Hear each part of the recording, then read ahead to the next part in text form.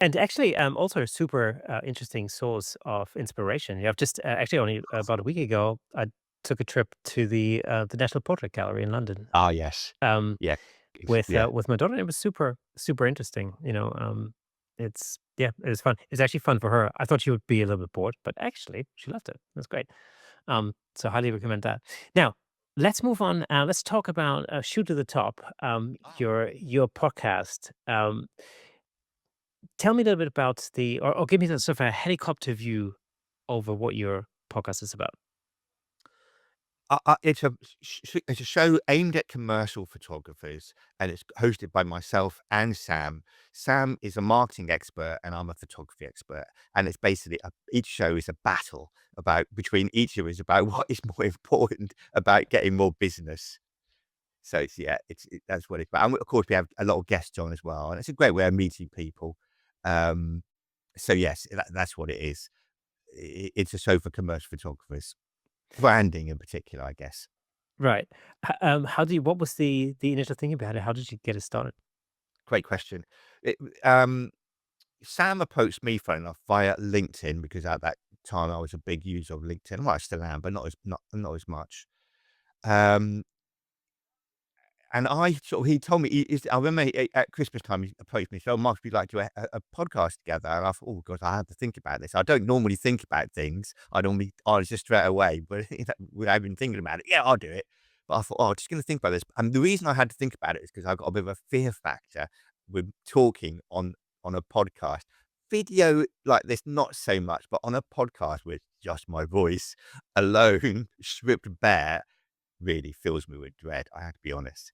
Um, so, but anyhow, that sort of egged me on in some ways. I thought, "Do you know what? Let's try and overcome this fear, or certainly practice it, so you get better at it." So we ended up doing this podcast together, um, and yeah, it's basically we reached not as many episodes as you. How many episodes are you at? This will be 260 something, Well something, done, well done. 2 263, 4, Yeah, something like that. we're about 100. We just done our 100th show. That's But, amazing. Yeah. but it's a short show. If we got a guest on, it's 25 minutes. If it's just Sam and I talking, it's 15 minutes. So it's nice. It's nice condense. My background, being the age I am, I was brought up in the punk era, and punk, I still love that aesthetic about doing it quick and proud and getting out there as soon as getting out of it as soon as you can. Keep it quick. So that's what I like doing. We got a short podcast for. I had to say this is very nice having the time to just talk and have a chat with you, having an hour and a half. I'm quite jealous. Well, I mean, the thing, different. There are different formats for different reasons. When it comes to podcasts, and I think it's great because sometimes sometimes you can really get into it, and it takes an hour or two. And sometimes you just want to have a quick hit.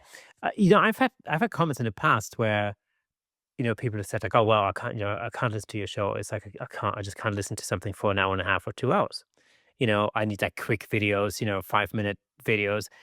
And that's cool. That's totally cool. From my perspective,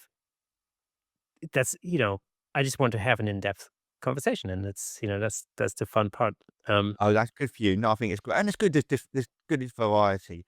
Absolutely. So when the show started, Sam he does websites for photographers. He had a very clear aim about the audience and what he wanted from the show. With me, I just did it, as I said, to overcome the fear factor, and also because I wanted to give something back to photography without being a bit of a cliche about it. I really, at that time, I was just in doing branding photography. I knew I wasn't trying to sell myself to photographers, so I just did it for the fun of it. It's only recently in the last year or 6 months even that I'm doing more education that I can see now, "Oh, okay, hold on, I've got a platform here where I can actually maybe turn it into a financial an income. I might be able to get some people who might sign up to my master classes from it." So it's sort of changed a bit because of that. But, yeah, it's a commercial photography podcast.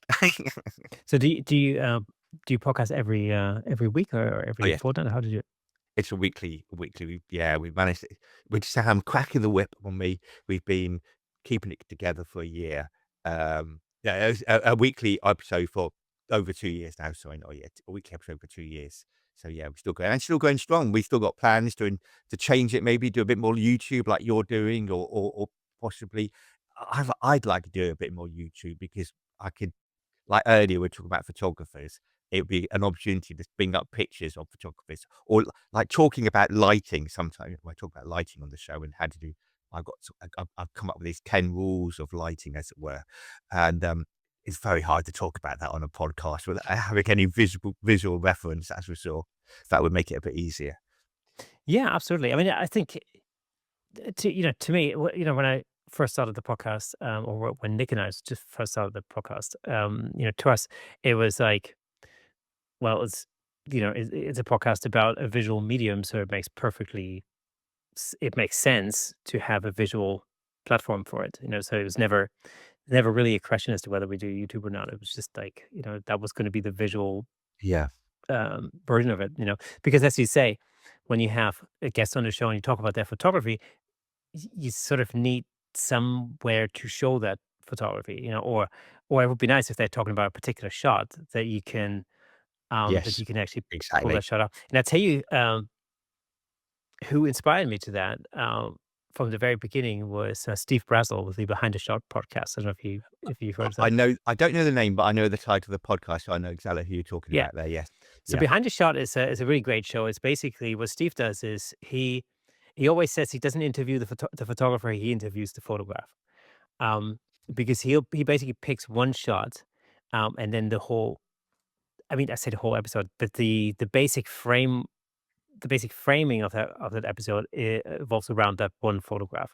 So, he talks about how that photograph came into existence. He might dive into the technical aspects of how it was made, blah blah blah. What the thinking behind it was, all that kind of stuff. But as he does that, he peels back like an onion the different layers of what makes that photographer tick. And so, in a Yeah. sense, Nice. he and I we often in a sense of kind of similar conversations.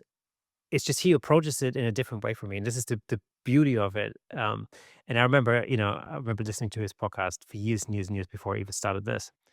Um, and so, I always from the beginning I thought like, well, it makes perfect sense to have like a video option somehow. Um, yeah, I think it Yeah. No, makes it makes I sense. like it. Can I just throw something in there? Just when you were talking, my mind was just going off somewhere. I was going to talk about we're both musicians. We both obviously have very, we I spend a lot of time on our music. And Hey. I know you're a guitar player. I've seen a picture of you with your Les Paul, a very beautiful Les Paul you've got. I Oh saw a yeah. picture. I'm a bass player, and you had a music school. I used to teach in the Bass Institute in London, Oh, and I was a okay. session bass player. I played lots of people's records and all that kind of thing. So, and I still play music. I've got my own band, and I play in a wedding band. Anyhow, my point I'm making here is the comparison between how we study music and how we study photography. And it's a little bit about what I was going on about before about the history. Uh, and the way we learn music.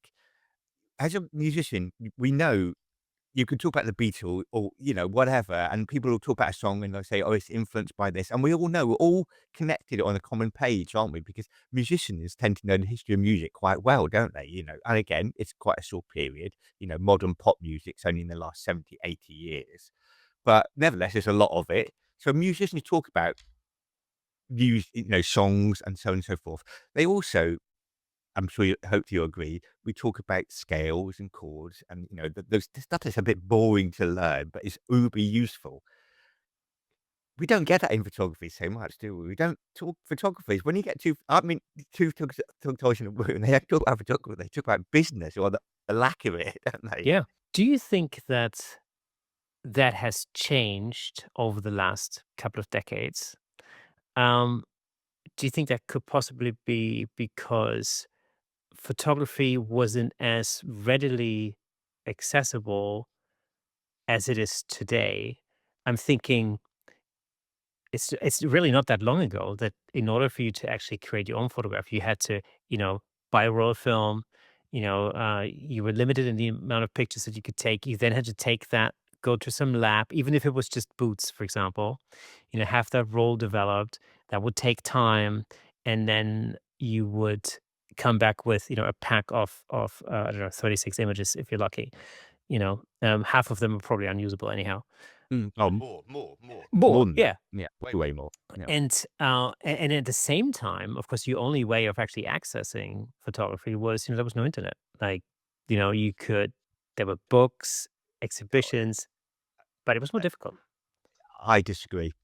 I think it's easier to see good photography in the days of the magazine as opposed to the days of the Instagram. Let's compare the two. With a magazine, like a Sunday Times supplement, which, in in in England, we so proud of The Guardian and The Times, all these beautiful color supplements that come out, or in America, The Post or Life magazine, and there were photo stories of maybe, at least 5 or 6 pages, maybe even more, beautiful photo stories. And there was one photograph would lead to another. You get double page, you get single page, and they told a story, and there was a progression there, and it was engaging. These days, when you compare it to Instagram, you see one photograph, and that's it. It's got no relation to the next photograph you're going to see. So there's it's hard. So you can get. What does that mean?